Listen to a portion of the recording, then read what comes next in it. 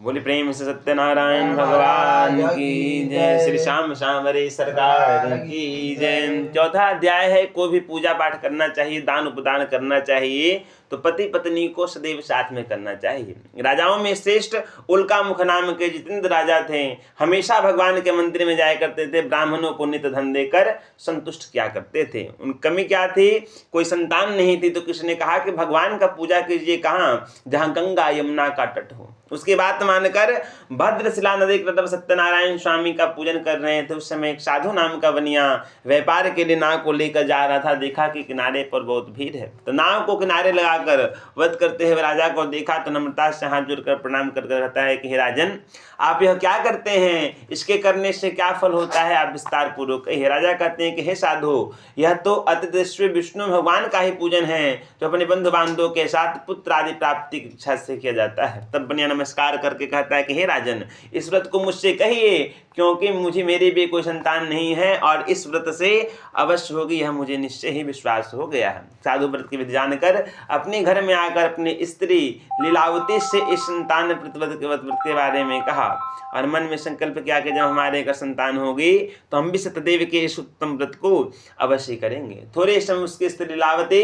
आनंद चित्त से गर्भवती होगी। उसने 10वें मास में एक अति उत्तम अति निर्मल कन्या को उत्पन्न किया। जिस प्रकार से शुक्ल पक्ष में चंद्रमा की ज्योति दिन प्रतिदिन बढ़ती है, उसी तरह कन्या अपने पिता घर पर नित्य बनने लगी। कुछ दिनों के बाद निज कर्म में चतुर साहूकार बनिया अपनी कन्या को लेकर ब्राह्मण के पास जाते हैं और कन्या का जात कर्म करवा के अपनी पुत्री का नाम कलावती रखवाते हैं। एक दिन साधु के धर्मपत्नी लीलावती अपने स्वामी से कहते कि हे स्वामी, हमने जो पहले संकल्प किया था कि जब हमारे घर संतान होगी तो हम सत्यदेव के पूजन को करेंगे, व्रत को करेंगे, हम वह क्यों नहीं करते हैं? साधु कहता है कि हे प्रिय, इस व्रत में बहुत खर्च है, इसलिए पुत्री के विवाह के समय मैं इस व्रत को करूंगा। इस प्रकार अपनी स्त्री को समझा बुझाकर अपने बाहर चला गया और इधर कलावती कन्या अपने पिता घर पर नित्य प्रतिदिन बनने लगी। कुछ वर्षों के बाद धर्मज्ञ साधु बनिया ने सखियों के साथ खेलते हुए कलावती कन्या को विवाह के योग देकर दूतों को बुलाकर कहा कि जाओ विवाह के निमित्त कन्या का योग सुयोग वर खोज के ले आओ। तो दूत गए तो कांचन नगर से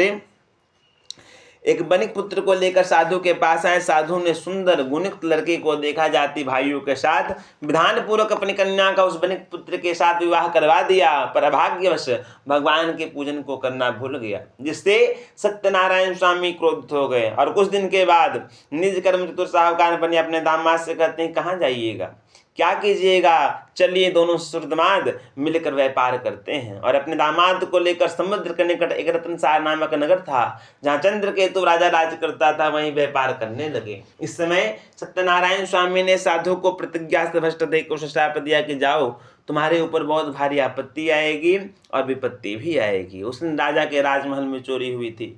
चोर धन लेकर भाग रहे थे और राजा के मंत्री सिपाही चोरों का पीछा कर रहे थे। जब चोरों ने देखा कि अब पकड़े जाएंगे तो राजा के धन को जहाँ साधु और दामाद ठहरे थे वहीं छिपाकर भाग गए। जब राजा के दूतों ने आकर साधु और दामाद के निकट राजा के धन को देखा तो उन्हें बांध कर आनंद चित्त होकर राजा के पास जाकर कहते हैं कि हे राजन, 2 चोर लाए हैं, इनको देखकर आज्ञा दीजिए। महाराज ने उन दोनों को देखकर बिना विचार की आज्ञा दे दिया और फिर तो दूतों ने खूब बांध कर बंदी खाने में बंद कर दिया।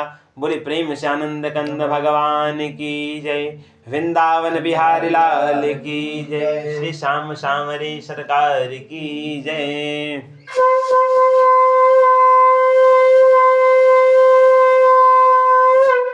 बोले प्रेम से आनंद कंद भगवान की जय। 5वां अध्याय है कि भगवान की माया से चंद्रकेतु राजा